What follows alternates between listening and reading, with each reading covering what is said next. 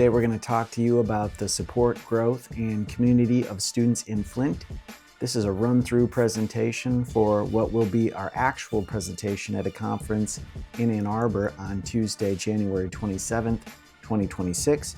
The main presenters for this program are RASHEEM Foster, ADRIAN DEMYERS, and ISABELLA MODRAK, three students in the Educational Opportunity Initiative's King Chavez Parks Select Student Support Services program.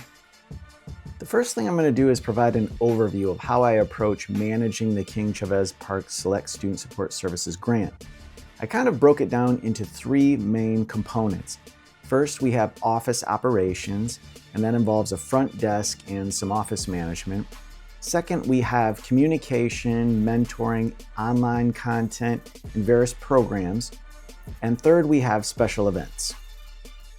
Right away when I got my job, I realized the students know more than I do. They're way better at managing the front desk, creating content, and having great events. So that's exactly how I shaped this presentation. This is going to be a student-delivered presentation, and the first student to go is RASHEEM Foster to talk about his professional development growth and his YouTube videos, which we refer to as momentum videos. Hi, how's everyone doing? I'm RASHEEM Foster. Sorry I couldn't make the conference meeting, but this is what I'll be talking about. Let's get into it. I'll be talking about professional development in YouTube, dealing with growth and momentum. Before I get to my personal growth, I am a transfer student from TCC, Tallahassee Community College, and for those who don't know, that is located in Florida.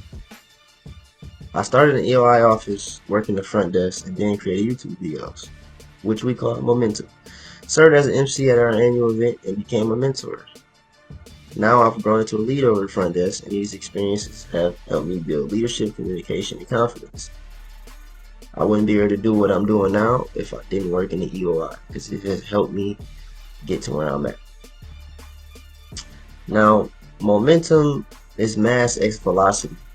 The amount of motion plus force gained by movement is the amount of motion the object has, which depends on both its mass and how fast it's moving. Mass x velocity. We empower students to build practical life skills, enhance academic performance, and confidently navigate challenges both inside and outside the classroom. See, momentum can be used in so many different ways. We use it to better students. And we have student staff that work in the EOI office. We use it amongst ourselves as well. We educate and support students in their academic journey with videos about managing finances, effective study skills for exams, time management strategies, and personal development. At the front desk, students often are nervous or unsure over time. They get more confident and engaged. I've seen it all.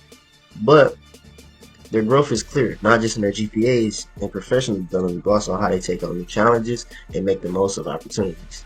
We offer mentoring to help students succeed. We're always there to talk and support them even with non-academic issues.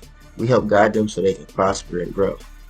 So now we're going to watch one of RASHEEM's videos. Here it's about 3.5 minutes long. Here goes. Hey y'all, it's me, RASHEEM Foster. And Isabella MODRAK. And today we'll be talking about how to study and why it's important.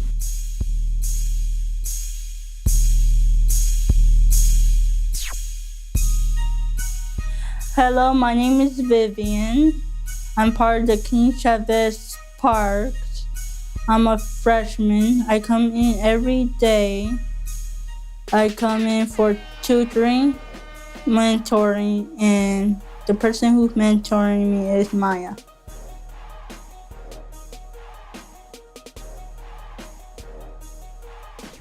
Our quote of the day is learn from yesterday, live for today, and hope for tomorrow. The important thing is not to stop questioning by Albert Einstein. Midterms is coming up, and studying is essentially one of the most important skills you can have.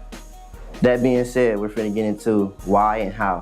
Here are some steps in order to study effectively. Find a dedicated study space. Take good notes in class. Utilize your resources. Set a study schedule. Form a study group. And make sure you get a lot of sleep. Here are some steps in order to study effectively. Find a designated study space. Make sure you take good notes. Utilize your resources like Quizlet. Set a study schedule. Form study groups. And make sure you get good enough sleep and you take breaks in between your study sessions. Encoding specificity is another tool you can use to study. Encoding specificity is the idea that it's easier to remember things when the context of retrieval is the same as the context of encoding. For example, you can chew gum when you're studying, and you can also do it when you're taking a test. Encoding specificity suggests that this will make it easier for you to remember what you study. I understand studying can be hard, especially if you have a low attention span. But if you tend to keep working on it time after time, you'll eventually be able to sit there and study properly. Piece of advice from me to make studying easier is to try to make it fun. And for example, you can listen to music. Me personally, I like to listen to music while I'm studying. It gets me in the groove. Fun fact, listening to classical music for short periods of time can actually improve your brain function and memory. Studying is important because it helps you improve your knowledge, develop critical skills, and better understand the world around you. Studying helps in various ways, even outside of school. It fosters growth, enhancing the ability to problem solve, critical think, and communicate. The knowledge you gain through studying helps you make informed choices throughout your whole life. Studying cultivates a habit of continuous learning and adaptation throughout life. Now that you know how to study and why it's important, we want you to apply it to your student life and turn it into a routine.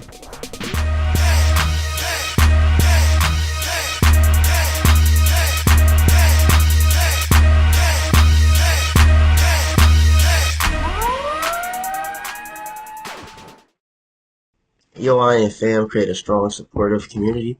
We motivate each other. One person's success inspires everyone to do better. We want everyone to graduate. We want everyone to succeed. We want everyone to make it in a professional career, their life. Flint can be challenging, but through fam and our campus community, we want to change the narrative. We focus on supporting students, helping them pursue careers, and achieve academic excellence.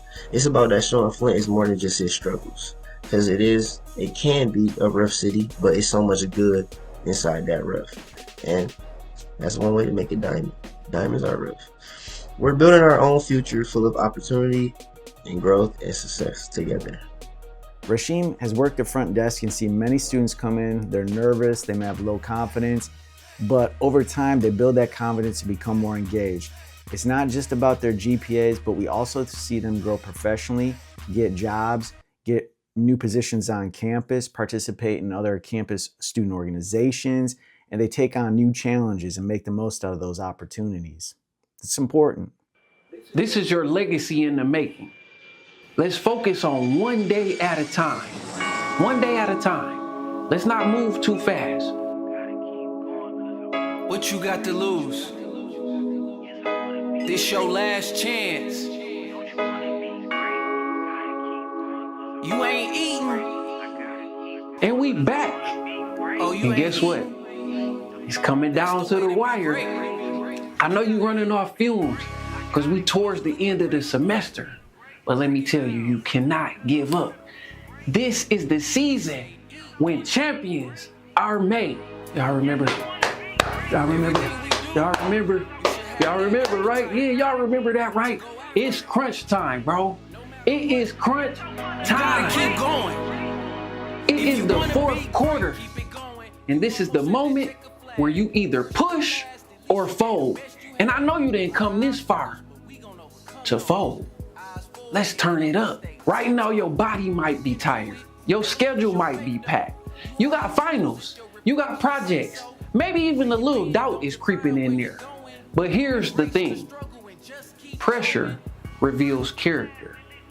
Champions aren't made when everything is easy. Champions are made when the odds are stacked against them and they rise anyway. So we put in so much work and we cannot slow down now. Every assignment, every discussion, every lecture, everything that you've been doing, you've been grinding. Remember, you gotta be starving. So let's not throw all that hard work away when the finish line is this close. So let's rewind. Let's go back to when I did that video and we was talking about your why. Why you here? Why did you start this journey? Who are you doing this for? So here's my challenge to you this week. Let's map out the last 2 weeks of your semester. How do you plan to finish? Write down every deadline, every test. Write down those goals as well. Let's finish strong, let's focus, and let's always be great. That's my time, and I'm out. There's a lot of obstacles, but we gonna overcome those.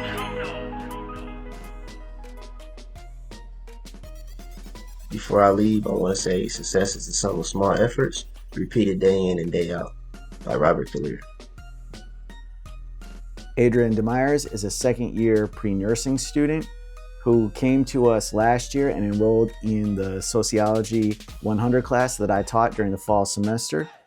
I remember Adrian being very quiet, sitting in the back row, sitting next to her friend Lenice. Two of them came in from high school together as friends. They live in the dorm together. And they were quiet, but after a while, that shell cracked.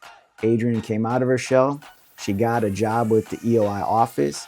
And then a couple months later, her friend Lenice Fielder also had a job in the EOI office. And from there, it was just to the moon. The overview of Adrian's presentation is student-led support, the impact of the KCP program, reviewing the podcast as an accessible point to mentorship. And I think that's very important because conveying information is one thing, but if students can actually access it and digest it and get something from it, that's a whole other ballgame. Adrian's podcast supports first-year students, success, and their sense of belonging. So when you think about the first-year experience, sometimes you think about a very exciting time when you move away from home for the first time, you move into the dorms, it's very exciting, but often we forget about the barriers and the challenges that come with the first-year experience, especially for those students who are first-gen college students whose parents aren't necessarily guiding them. Students experience unclear academic expectations. They're not as aware of campus resources as some other students like juniors and seniors might be. They may be isolated, and they may experience imposter syndrome, have difficulty connecting with faculty, staff, and their peers. So it's not all sunshine and rainbows when they move in that first day. And that's why the program is so important, because the transition to college can be both exciting, but it can be academically and emotionally demanding. When first-year students come to the University of Michigan-Flint, they need to understand expectations, they need to find their place on campus, and quickly, and they should feel confident in both their academic and their personal identity. That's why Adrian has launched this program to boost students up and convey expectations to them, give them a place that they can go on campus, that's our office in EOI, and try to grow that confidence so that students can feel comfortable in their own skin and express their own personal identities. This podcast is great. You should get on YouTube right now and watch it. The First Year Experience podcast is student-led, and it's really focused on mentorship. It normalizes first-year challenges. It shares practical strategies and real-life lived experiences. It's very open and honest. There's a lot of real talk. In fact, when I edit these podcasts, sometimes I have to clip stuff out because it gets a little too real at times, but it's very open and honest. And it helps connect students to mentorship in a real low pressure and engaging way. We provide it through YouTube as the platform. We're looking at other ways to get it out so that students can access this podcast.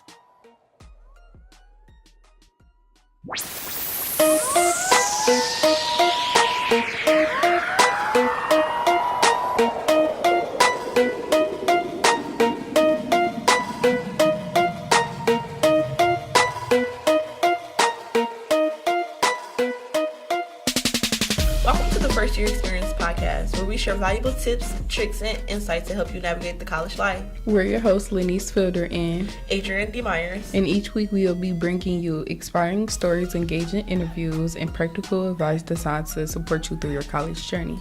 Whether you're a new student or just looking for guidance, we're here to help you make the most of your school year. So let's dive in. Before we showed that clip, we talked about how podcasting is accessible to students, and that's very important. Also, the content and the subject matter is critical. This is podcasting as mentorship so that students can listen anytime, anywhere, and get the real advice directly from their peers. Sometimes it's not possible for students to come into our office, especially for those remote students taking online classes. So this online available podcast is very accessible for those students. The podcast and the guests that participate in it encourages reflection, confidence, and connection. Lenice and Adrian do a great job engaging all of their guests. They're very inclusive, and it's easy to engage when students sit down in a room by themselves with no adults hovering over them. They just click record, turn on the mics, and just start talking. These are real voices, real stories, and real experiences, so that authenticity really shines through. It's a student-centered podcast created by students for students. About the only thing that I do is edit it, kind of make it look pretty, and add some great backing soundtracks and everything. Next up is Isabella MODRAK, who will finish up our presentation talking about first-gen college students and programs dedicated to their success. Hello, my name is Isabella MODRAK, and I help coordinate our first-gen program here at UM-Flint. First, I want to give everyone the opportunity to reflect. What are your first thoughts when you think of UM-Flint? Okay, now that you've had a minute, if you said anything other than a first-gen college student, hold that thought. Our first-gen college students are what set UM-Flint apart from its respective counterparts Dearborn and Ann Arbor. Nearly one half of our undergraduate students at UM-Flint are first-generation college students, and within this first-generation college student population, 3/4 of our first-generation students arrive at UM-Flint with prior college credits. This is all to say that UM-Flint is filled with non-traditional first-generation college students. First-generation college students are defined by UM-Flint and the First Gen Forward Network as students whose parents have not completed a formal 4-year degree. However, there is no universal definition of a first-generation college student, which is partly why it's challenging to collect accurate data and even more to apply this data, because students may be underrepresented. Students who do not complete a FAFSA and do not self-identify as a first-generation student may be entirely missed within this data. And I know you're wondering, why does this even matter? But it is important that we identify and support first-generation college students throughout their academic journey.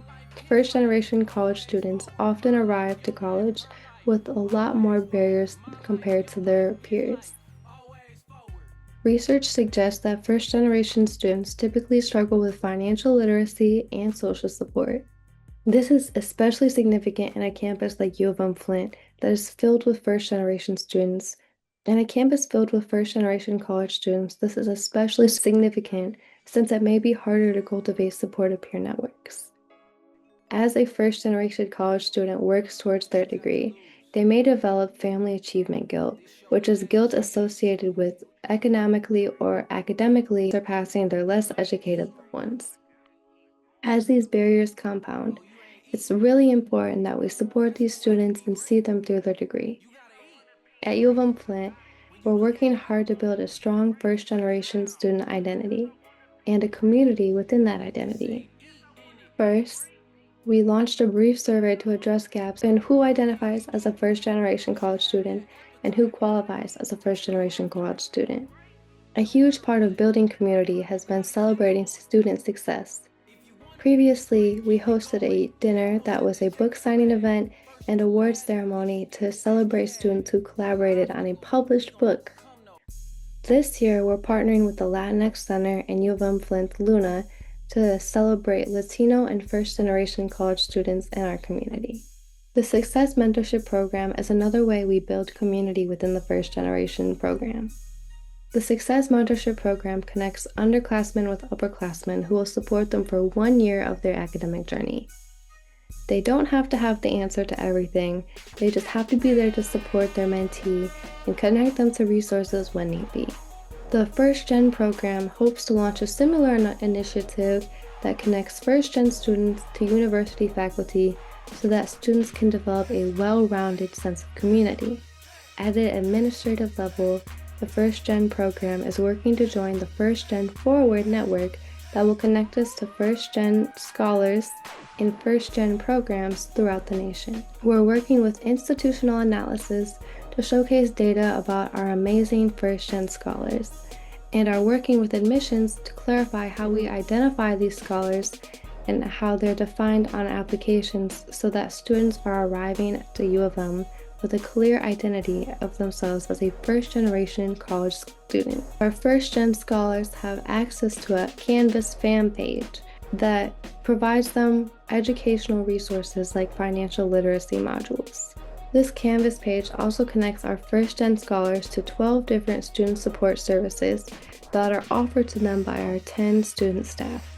So just to recap, because I know that was quite a bit, first-generation college students are what set U of M-Flint apart and are a huge aspect of how we should be seeing U of M-Flint. Despite the significance of first-generation college students on our campus, first-generation college students may be underrepresented in data and therefore undersupported in real life, as there's no universal definition of first-generation college students. Regardless of this, it is important that we support these scholars all the way through their degrees, despite their barriers. And finally, it is clear through our journey at U of M-Flint that there are a lot of ways to support students while building community. And thank you for watching.